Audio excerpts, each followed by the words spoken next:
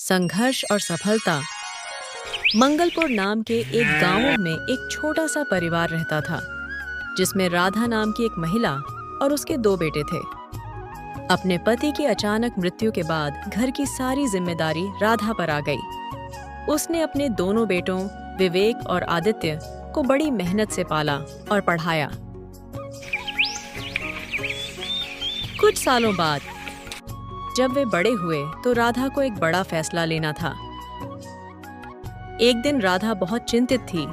तभी गांव में रहने वाले दयालु व्यक्ति श्रीधर ने राधा से पूछा, बहन क्या हुआ, सब ठीक तो है ना?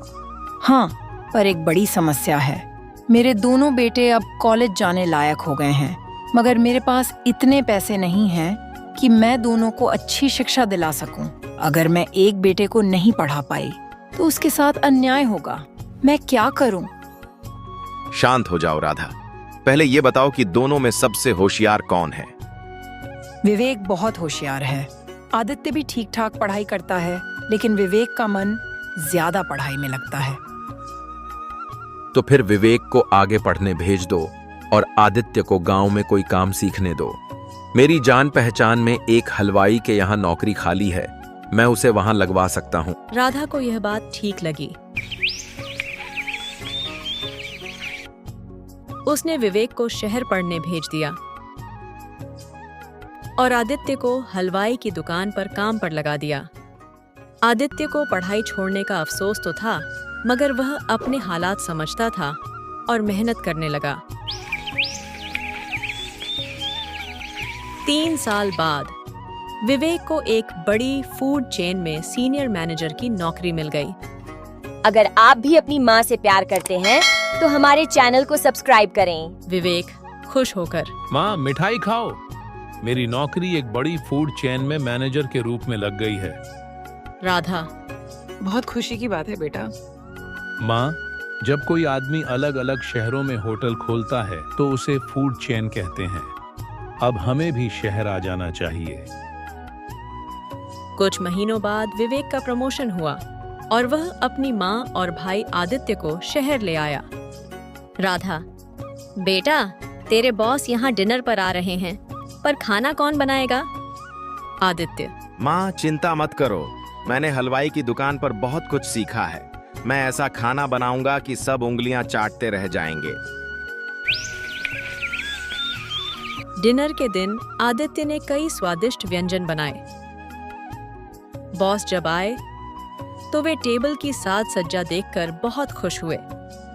बॉस, ये सब किसने किया? विवेक, मेरे छोटे भाई आदित्य ने। बॉस, अद्भुत, वह कहाँ है? अभी तक हमसे मिला क्यों नहीं? विवेक, सर, वह बस खाना बनाने में व्यस्त था। आदित्य को बुलाया गया। बॉस, बहुत स्वादिष्ट खाना बनाया है। क्या आपने कोई प्रोफेशनल ट्रेनिंग ली है? आदित्य, नहीं सर, मैंने बस हलवाई की दुकान पर काम किया है। बॉस, यह तो गजब की बात है। हमें अपने 5 स्टार होटल के लिए एक नए शेफ की जरूरत है। क्या आप नौकरी करना चाहेंगे? विवेक आश्चर्य से, मगर सर, आदित्य के पास कोई डिग्री नहीं है। बॉस, हमें टैलेंट चाहिए, डिग्री नहीं।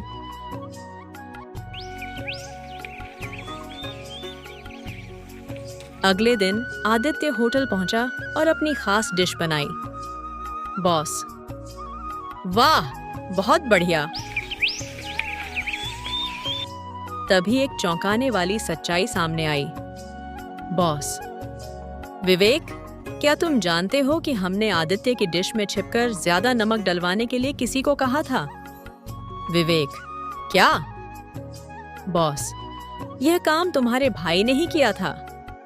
आदित्य ने विवेक की तरक्की से जलन के कारण यह चालाकी चाल चली थी, मगर जब उसे अपनी गलती का एहसास हुआ तो उसने माफी मांगी।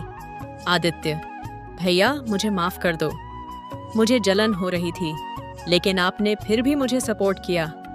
मैं बहुत शर्मिंदा हूँ। विवेक ने अपने भाई को गले लगाया और दोनों ने मिलकर सफलता की नई ऊंचाइयां छूने का संकल्प लिया। सीख, कभी भी अपने परिवार और अपनों से जलन मत करो। सफलता मिल बांटकर चलने से ही खूबसूरत लगती है। मेहनत और ईमानदारी से किया गया काम एक दिन जरूर रंग लाता है। अगर कहानी पसंद आए तो वीडियो को लाइक करें और चैनल सब्सक्राइब करें।